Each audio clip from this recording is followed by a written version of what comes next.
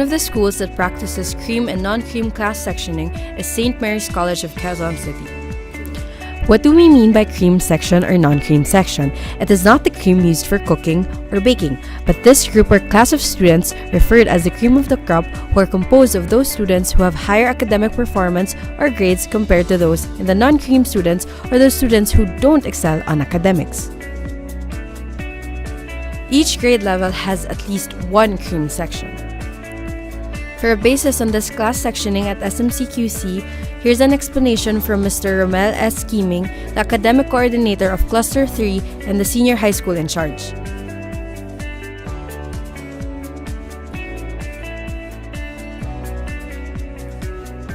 A statistical report from the academic coordinator of SMCQC shows the comparison their academic performances. One of the observed differences from a cream and non-cream student is his behavior and conduct. I am not generalizing that all non-cream students don't have good moral and right conduct, but most issues are coming from them. We had an interview with the discipline coordinator, Mr. Justin Kelly N. Cuenco, for grades 7 to 9. What is the nature of having cream and non-cream sections? Well, for me, in terms of its nature, at the very beginning, we are expecting that cream sections are more behaved compared to non-cream sections. But there's no specific data or evidence that will tell na laging ganon. What are the differences and commonality of both sections in terms of conduct, grade, and behavior? The difference between the two is that, of course, as expected, cream sections of each level has always been with the highest mean of grades compared to the non-cream sections. Yung common naman, since they are both subject for the same criteria, they are judged fairly whether they are from the non-cream or from the cream section. What are the strengths and weaknesses of each type of section? Well, in terms of understanding the policy, we believe that all of them are following the same guidelines and policies. It so happened that medyo visible yung response ng cream compared to non-cream sections. But it all depends on how the advisor monitors students. Of course, the class advisors portray a big role on their student development, not just on the intellect, but also on their proper behavior. What is the nature of having cream and non-cream sections? Si cream, nagkakaroon ng cream para pagsamasamahin lahat ng estudyante na may same level ng IQ and same level ng klase ng response ng gano'n. Okay? Yung non-cream, ito yung halo-halo. May advanced, may middle, tsaka may slow. So parang sila magtutulungan. The nature of having the cream and non-cream sections in this institution is that to strengthen also the skills of both sections. Sa cream kasi, pwedeng na-challenge sila dun sa mga academic subjects. Though yung sa non-cream sections din kasi, na-challenge din sila. But the type of teaching is different.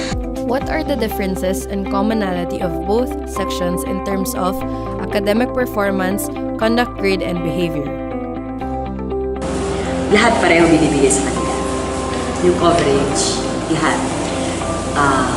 Pero yung quizzes nila, magkaiba ang cream sa non. Kanda, yung pagkakapareho.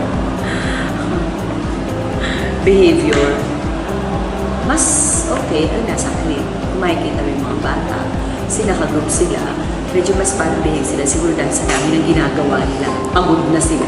Wala na silang time para mag-ganito. Ang pinagkaiba nila siguro at pinagkapareho, sa academic talagang makikita, kahit titignan ninyo yung academic profile sa academic coordinator's office, talagang medyo talagang lumalabang talaga ang cream. Kumbaga, sa me talagang matataas sila. Siguro, isa na rin yun sa naging training talaga. Pag sinabi kasi cream, sila yung honors class, mataas yung expectations sa kanila. Kaya yung mga bata rin doon ay talaga napipilitang mag-aral ng mabuti. Kaya ang nagiging epekto ay mas mataas ang kanilang academic performance. Saka dapat talagang disiplinado, hindi naman lahat, pero disiplinado ang mga nasa cream na kung saan pag may binigay kang isang instruction, nasusunod agad nila kahit na minsan hindi mo na nabibigay yung mga dapat sabihin, alam na nila yung dapat gawin.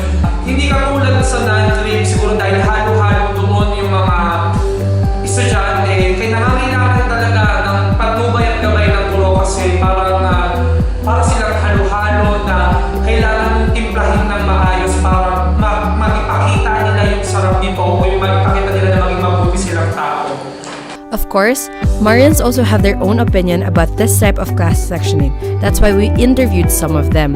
Marians, let your voice be heard. What do you feel about SMCQC's sectioning on cream and non-cream section? I think that it is not beneficial for the students because it gives a sense of inferiority to those part of the non-cream and causes conflicts between the two sections.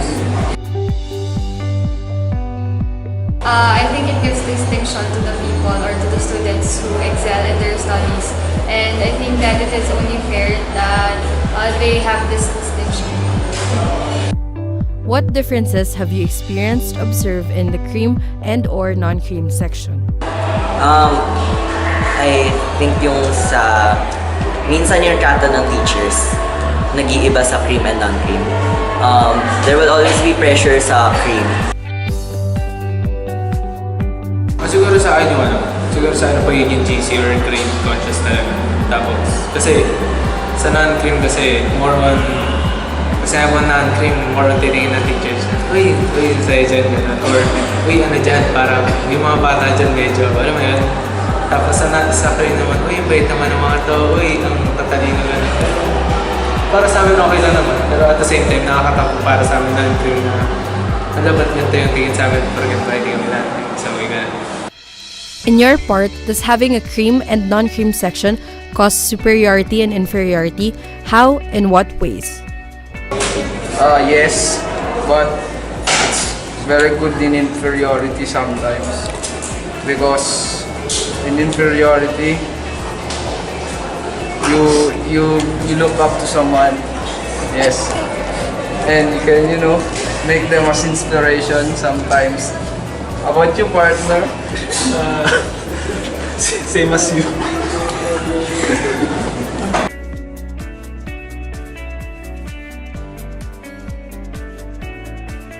For me, yes. How or in what ways? For me, it is because the teachers sometimes prioritize the cream sections rather than the non-cream sections. They give more emphasis, they give more information, they give special treatment to those individuals who are part of the cream sections rather than the non-cream sections. Knowing the nature of cream and non-cream and opinions of Marians, the essential question is, do they want to dissolve the cream and non-cream and come up with a homogeneous class sectioning? For me, it would be okay if they would dissolve it to have a mixture of students and to get to be able to parang mahalo yung section or mahalo yung mga students in a way na ma-help din na mag-improve yung ibang students na natin. yes, if it's possible. So because I want to know the other students from the cream section, know their skills in studying. Yes. Yes, para equal lang. For me kasi, during my time as a student, we are not categorized to cream or non-cream. And I find it effective since all of you will be pulling up each other to achieve excellence. Labeling students is a no-no, even in discipline in general. Yeah. Pero ako kasi para pantay na lang lahat. Gusto ko sana wala na lang. Para lahat sila may honors. Para may nagpupul sa bawat isa.